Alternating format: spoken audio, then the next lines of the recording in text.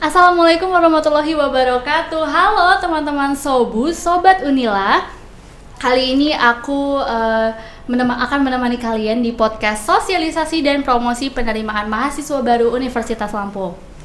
Perkenalkan diri, aku Paramita Azahara yang bakal nemenin kalian di podcast kali ini. Dan pastinya aku nggak sendirian ya Sobat Unila, karena aku sudah ditemani dengan dua narasumber kita.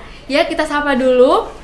Ada dari Ibu Dr. Nelly Aida SEMSI selaku Ketua Jurusan IESP Universitas Lampung. Selamat siang Ibu. Selamat siang. Ya, dan juga ada Bapak Dr. Heru Wahyudi SEMSI selaku Sekretaris Jurusan dari IESP Universitas Lampung. Selamat siang Bapak. Selamat siang Pak Pun. Ya pun ya. Jadi di podcast kali ini seperti biasa kita akan membahas tentang penerimaan mahasiswa baru ya, terutama terkait jurusan IESP di Universitas Lampung. Jadi pasti calon mahasiswa baru nih, Bu, memang memang momennya sedang penerimaan mahasiswa baru ya.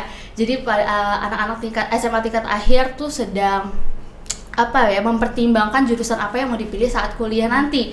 Jadi di sini kita akan membahas terkait jurusan IESP Universitas Lampung nih, memberikan informasi kepada calon mahasiswa baru supaya mereka tuh tahu sebenarnya di IESP belajar apa ya. Jadi mereka semakin yakin gitu Bapak Ibu untuk memilih jurusan IESP di Universitas Lampung. Nah, pertanyaan yang pertama nih, sebenarnya boleh dijelasin nggak Bu, IESP itu sebenarnya apa ya? Oke, terima kasih. Siapa dan Mbak siapa? Paramita. Mbak Paramita, saya akan menjelaskan tentang jurusan IESP ya. Jadi memang di feeder PDD kita itu namanya masih IESP. Sebenarnya kita sudah berubah namanya menjadi ekonomi pembangunan ya. Okay. Jadi IESP itu adalah ilmu ekonomi dan studi pembangunan.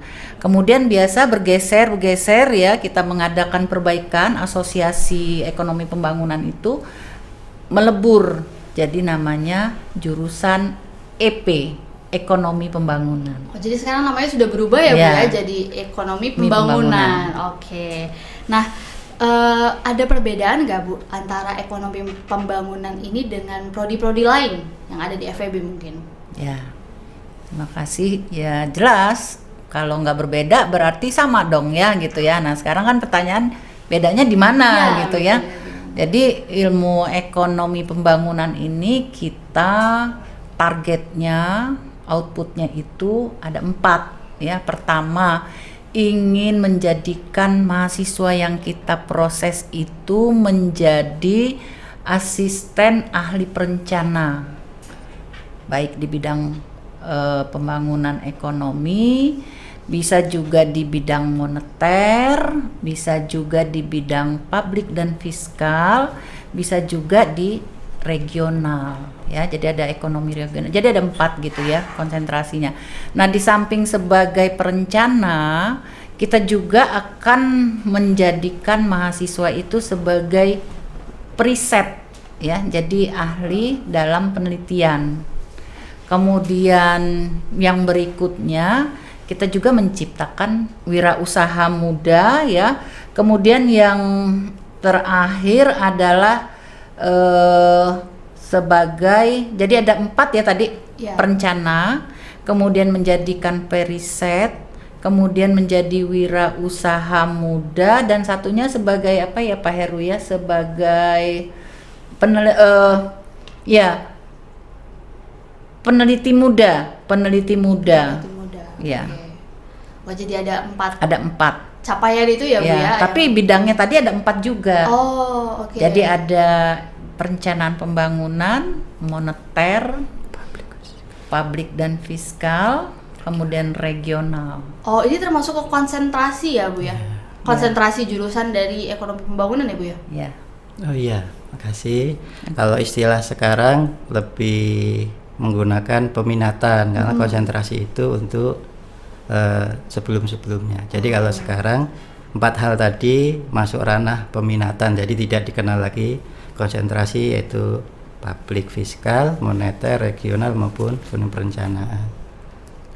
Oke, lalu untuk masuk ke jurusan ekonomi pembangunan, ini pertanyaan yang umum sih Bu, yang biasanya ditakutkan oleh para mahasiswa SMA tingkat akhir yang mau kuliah ya. Masuk ke jurusan ekonomi pembangunan ini harus pintar matematika nggak sih Bapak Ibu? Ya, jadi ada beberapa mata kuliah kuantitatif ya, jadi kita itu memang berbeda dengan dua jurusan lainnya, memang sering menjadi pembeda besar gitu, sehingga tanda kutip gitu ya, jurusan kita ini ditakuti karena ada matematika 1 sampai 3. Jadi ada matematika 1, 2, 3, ada statistika 1, 2 ya. Wow. Kemudian ada statistika non parametrik. Wah, banyak kemudian ya, Bu? ada ekonometrika 1, 2, 3.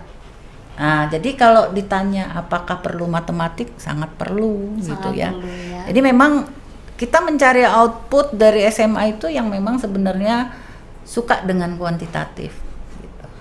Oke, jadi biasanya dari jurusan ilmu pengetahuan alam ya Bu, kalau jurusan SMA-nya ya, IPA berarti ya, untuk IPA ya jurusan ini.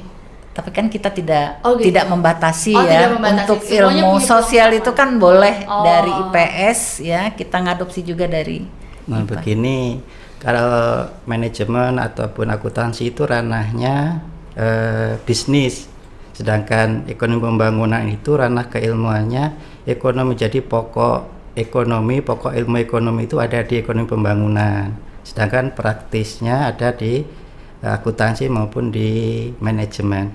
Jadi memang kebutuhan terhadap pengetahuan matematik itu sangat diperlukan karena pengantar ilmu ekonominya sampai mikro makronya di situ sangat membutuhkan sekali pemahaman terhadap pokok-pokok matematika itu sendiri. Tapi dimudahkan di ekonomi karena dialih bahasakan bukan matematik yang seperti di MIPA tapi matematika ekonomi. Tapi bagaimanapun memang benar ada kemampuan lebih yang harus dimiliki untuk memahami hal-hal yang saya sebutkan tersebut di atas. Oke, jadi buat sobat Unila yang mau masuk ekonomi pembangunan ya harus dikuatin matematikanya ya supaya kuliahnya mudah. juga lancar ya, Lebih Pak. mudah. Oke. Jadi kita masuk ke pertanyaan berikutnya nih. Kalau untuk prospek kerja nih, pasti kan dicari-cari ya prospek kerja yang luas gitu. Nah, untuk prospek kerja dari jurusan ekonomi pembangunan sendiri itu gimana, Bu? ya, mengenai prospek kerja itu sangat terbuka ya, terbuka lebar. Jadi kalau di perekonomian itu kan perlu ada yang membuat kebijakan ya. Nah, kebijakan ekonomi itu ranahnya ekonomi pembangunan. Jadi mahasiswa ini nanti kalau sudah diproses keluar, dia sebagai ahli yang mengambil kebijakan tersebut. Nah, oleh karena itu ini kan diperlukan di setiap lini ya, baik juga di skala mikro maupun makro ya. Jadi kalau mikro itu di perusahaan untuk mengambil satu kebijakan itu sangat dibutuhkan sekali orang-orang sebagai pemikir seperti itu. Jadi saya kira lebar ya, terbuka lebar peluang kerjanya. Dari hasil catatan kami juga mereka itu terserap ya dalam 4 bulan selesai, kemudian diserap oleh pasar kerja. Oh, langsung ya Bu ya. Ya. Kalau biasanya dari lulusan ekonomi pembangunan tuh langsung bisa kerja, siap kerja gitu ya Bu ya? 4 bulan kita. 4 bulan. Oke. Jadi buat sobat Unila jangan khawatir kalau misalkan mau masuk ekonomi pembangunan Universitas Lampung karena prospek kerjanya luas ya Bu ya. Dan memang diasah terus kualitas mahasiswanya untuk siap dunia kerja ya Bu ya. Oke, baik. Sekedar tambahan, kemungkinan prospek kerja itu luas karena banyaknya jaringan alumni-alumni sebelumnya yang hampir bisa masuk di segala level, dari pengambil kebijakan sampai ke skala-skala mikro yang sudah diterangkan tadi. Jadi di antara penyebabnya yaitu jaringan yang luas antara alumni yang memang kalau dengan adik tingkatnya itu mendahulukan lah, bukan nepotisme tapi lebih dikenal ini adik tingkat saya memiliki kemampuan setidaknya sama dengan saya Ya, berhasil benar. dan adik tingkatnya akan diberi mulai dari pengalaman bekerjanya, jalur-jalur pengumuman terkait lowongan kerja dan lebih dari itu. Jadi itu diantara sebab mudah atau membantu untuk alumni-alumni saling bersinergi. Iya benar. Memang alumni itu bisa sangat membantu ya Bu ya untuk mahasiswa-mahasiswa yang baru lulus untuk terjun ke dunia kerja. Memang kalau dari ekonomi pembangunan alumni-alumni hebat-hebat ya Bu ya. Jadi kita itu sudah punya organisasinya ya di Fakultas ikatannya Ekonomi. gitu ya Bu ya. Namanya KAFE ya. Jadi dia membawahi semua lulusan dari baik dari EP, dari akuntansi maupun dari manajemen. Okay. Nah, kemudian di organisasi itu nanti ada bawahannya untuk ekonomi pembangunan. Namanya KAFE, Keluarga Alumni Fakultas Ekonomi. Oh, ada ikatannya. Keren ya? Oh, keren banget, keren banget. KAFE nongki-nongki. Jadi bisa luas ya Bu relasinya, mungkin ada alumni yang udah kerja di mana gitu kan, bisa bantu adik-adiknya. Jadi setiap yudisium itu ya Mbak, kita itu yudisium, kemudian KAFE tadi itu sebagian datang, diundang, kemudian KAFE itu langsung merekrut alumni yang akan diwisuda besok harinya, kemudian langsung dikasih nomor anggota. Langsung bisa Jadi, direkrut ya Bu ya? Jumlah anggota alumni dari KAFE itu banyak sekali gitu. Banyak. Itulah di situ jaringannya. Iya, itu keren banget sih Bu. Itu mungkin bisa dicontoh ya untuk jurusan-jurusan lain ya. Mungkin kalau memang supaya bisa mahasiswanya bisa langsung terjun ke dunia kerja melalui bantuan-bantuan ikatan alumni seperti itu ya Bu ya. Bahkan tidak sampai peluang kerja saja yang diinformasikan. Mereka membantu dalam proses, misalnya Prosesnya. memberikan beasiswa bagi yang tahfidz Al-Quran ya, dengan mahasiswa yang cerdas namun di bidang ekonominya masih lemah. Kurang, oke.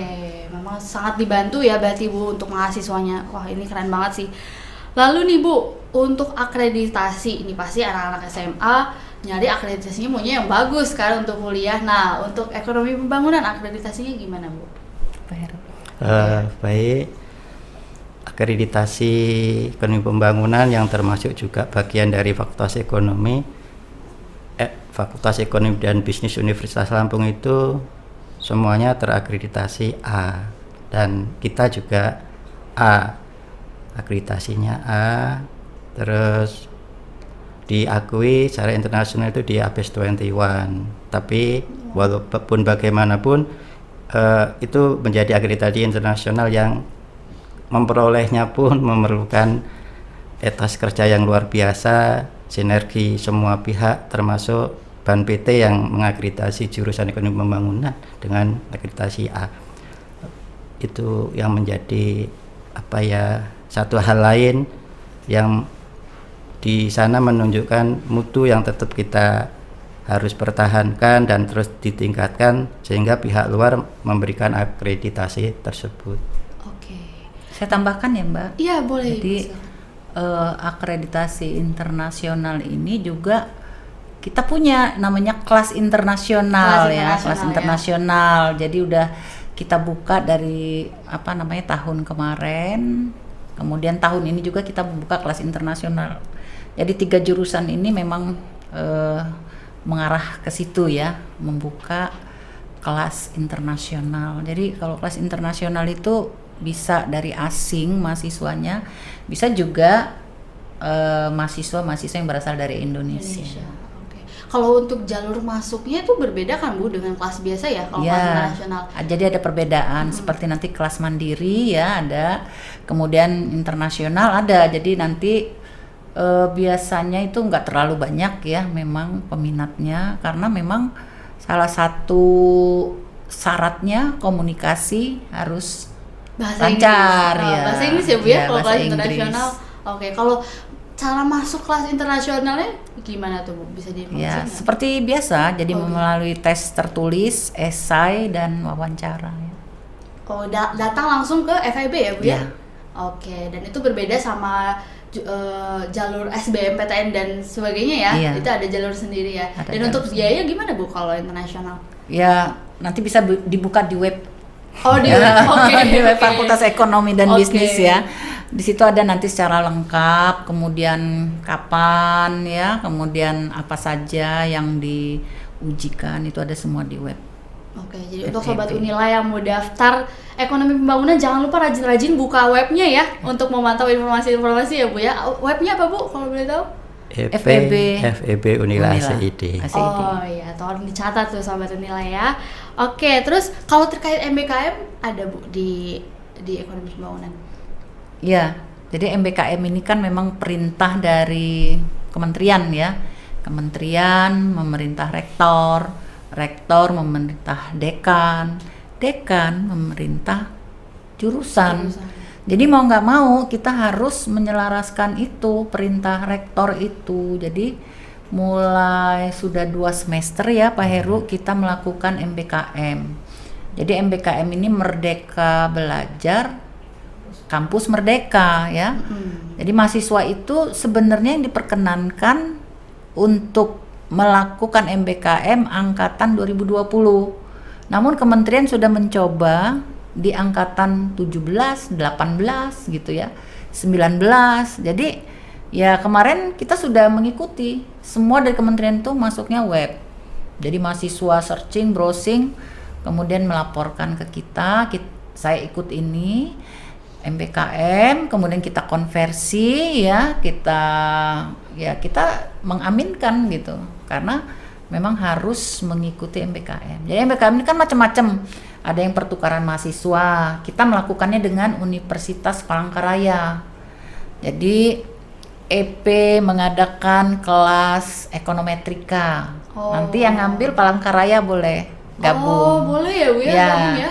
Sama-sama. Nanti kita ngambil kelas Palangkaraya. Oh, tuker-tukeran ya, gitu misalnya ya Bu ya. perekonomian Indonesia. Oh, oke. Ya. Jadi luas ya Bu ya sebenarnya. Luas MBKM itu. Ada magang ya, ini juga ekonomi pembangunan melakukan magang di BUMDes. Ada 6 desa, 10 mahasiswa terjun ke BUMDes. Jadi mereka itu nanti nggak kuliah, namun dikonversi 20 SKS, tapi mereka kerja dan membantu BUMDes itu bagaimana caranya berkembang. Sehingga BUMDes itu bisa menjadi roda perekonomian di pedesaan. Oh, jadi langsung terjun ke lapangan gitu ya Bu ya? MBKM itu kan seperti itu. Iya, oke, jadi iya, praktek langsung dia di lapangan. Oh, oke. Iya, MBKM ini bagi mahasiswa yang berminat ini merupakan hak yang harus difasilitasi oleh jurusan. Jadi harapannya karena ini hak ya diambil, tapi kalaupun enggak maunya belajar di dalam prodi sendiri sampai selesai 1 sampai 7 atau 8 semester pun jangan khawatir, tetap akan diberikan haknya itu oleh prodi, oleh jurusan. Tapi kalau ingin luas, ingin dapat relasi lebih banyak, pengalaman lebih banyak, mulai dari semester 6 itu sudah boleh mengambil haknya itu. Jadi mulai dari semester 6 dia boleh mengkonversikan 20 SKS minimalnya untuk disertakan dengan MBKM tadi melalui beberapa ragamnya. Ada 8 ragam, itu silahkan dipilih, baik yang nasional maupun yang skalanya dikelola oleh jurusan ada. Silahkan dipilih, diikuti, nanti akan dilayani oleh prodi, akan dilayani oleh jurusan. Nggak usah khawatir, nilainya akan tidak dikurangi sedikit pun. Oke, walaupun nggak kuliah ya Pak ya. Jadi sebenarnya sayang ya Bu kalau mahasiswa nggak ngambil Tidak memanfaatkan. Iya, karena jadi sudah saya terbuka. tambahkan juga, jadi MBKM ini kan boleh di di Universitas Lampung, di jurusan yang lain, misalnya di FISIP boleh, di pertanian boleh. Nah, bisa juga di universitas lain di prodi yang sama atau prodi yang berbeda, itu boleh ngambil juga. di UGM boleh, di Unsri boleh gitu. Nah, bisa juga sampai luar negeri. Nah, kebetulan kita ikut nih, mahasiswa kita ada 3 ya, 6 Ranepa. ikut, namanya di Ranepa. Jadi Ranepa ini universitas yang ada di Rusia. Sampai Ya. ke Rusia ya Bu ya belajar. Karena masih online. Oh, ya, tapi nanti belajarnya kalau tetap dari rumah ya. kalau offline ya memang nanti mungkin 50-50 ke sana dan di sini. Bisa ke sana juga. Iya. Wah, keren banget ya. Dan ini salah satu keunggulan juga ya yang ada di ekonomi pembangunan. Dan ini Bu, biar teman-teman Sobat Unila ini makin ngerasa tertarik sama ekonomi pembangunan Universitas Lampung, bisa diceritain nggak fasilitas apa aja sih yang dimiliki sama ekonomi pembangunan di Unila? Baik, kalau terkait keilmuan itu tidak dipungkiri peran laboratorium. Nah, di ekonomi pembangunan itu ada laboratorium ekonometrika terkait upgrade pengetahuan yang membutuhkan analisa. Di sana ada pengelola labnya, ada dosen yang akan memandu. Terus untuk peningkatan soft skill, setidaknya di Fakultas Ekonomi dan Bisnis yang merupakan rumah dari ekonomi pembangunan itu ada 12 kalau tidak 11 dari unit kemahasiswaan.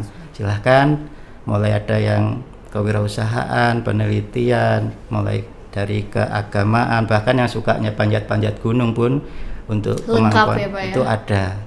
Kalau terkait fasilitas ruang belajar, sepertinya perlu bersyukur Fakultas Ekonomi itu dilengkapi oleh universitas prasarana yang memang lengkap sekali. Lengkap sekali.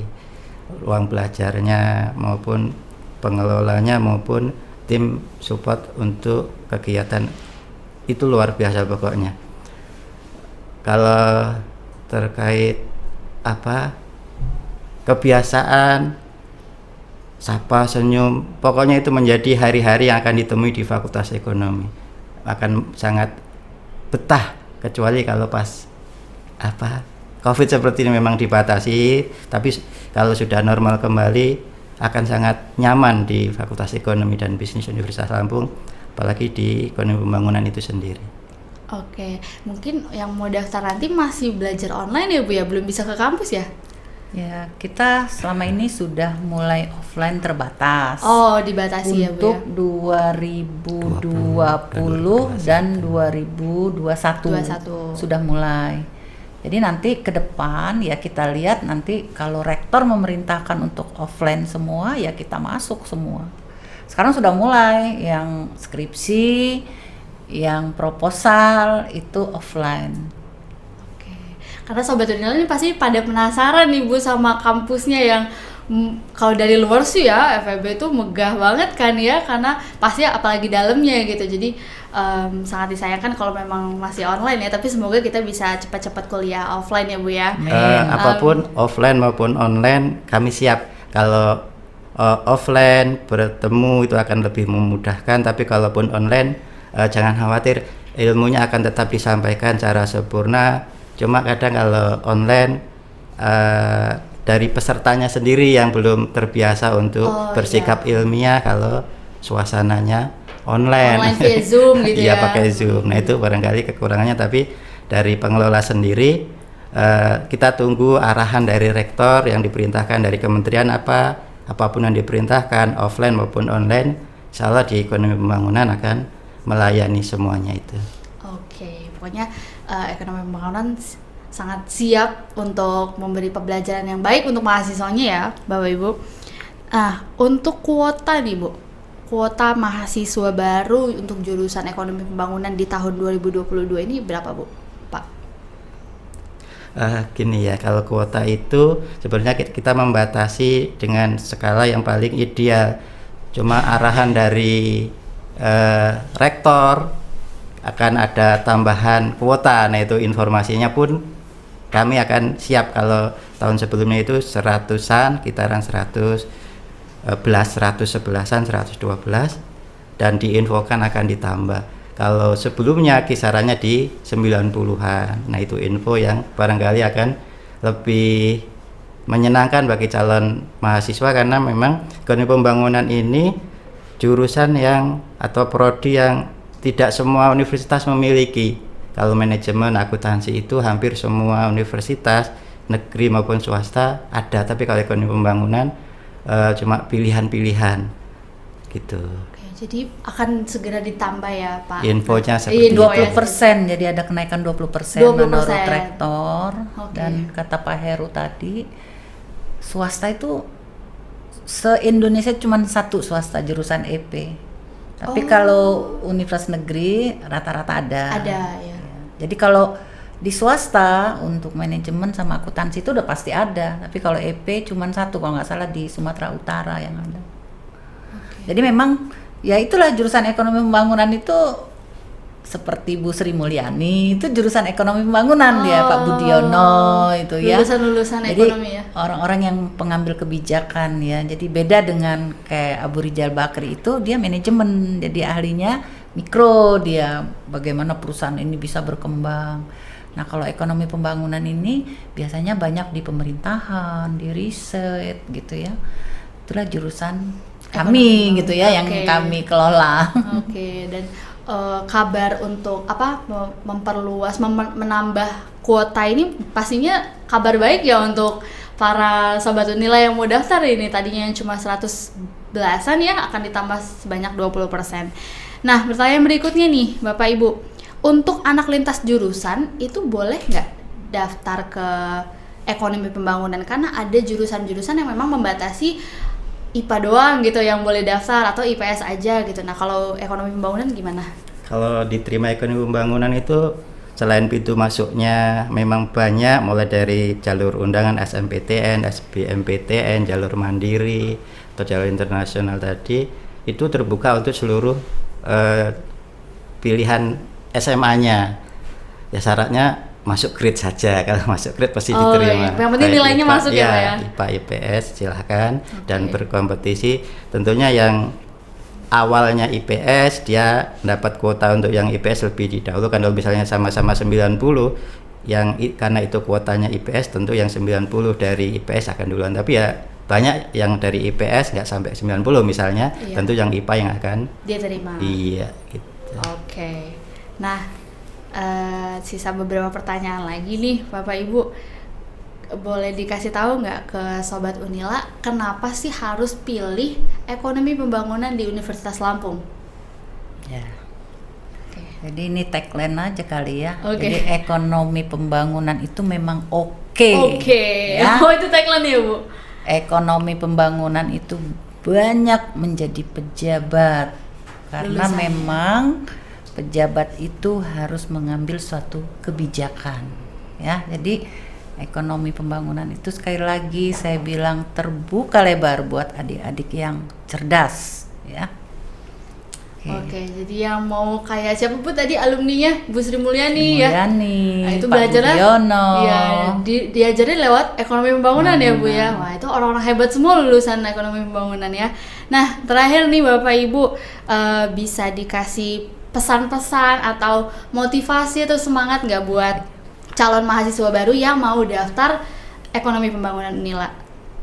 Gini ya anak-anak sekalian, siapapun yang berminat ke ekonomi pembangunan, bismillah, insya Allah anak nggak salah pilih kalau ke ekonomi pembangunan. Silahkan lakukan tahapan-tahapan yang terbaik, nanti akan bertemu dengan cita-cita terbaik Anda melalui ekonomi pembangunan insya Allah.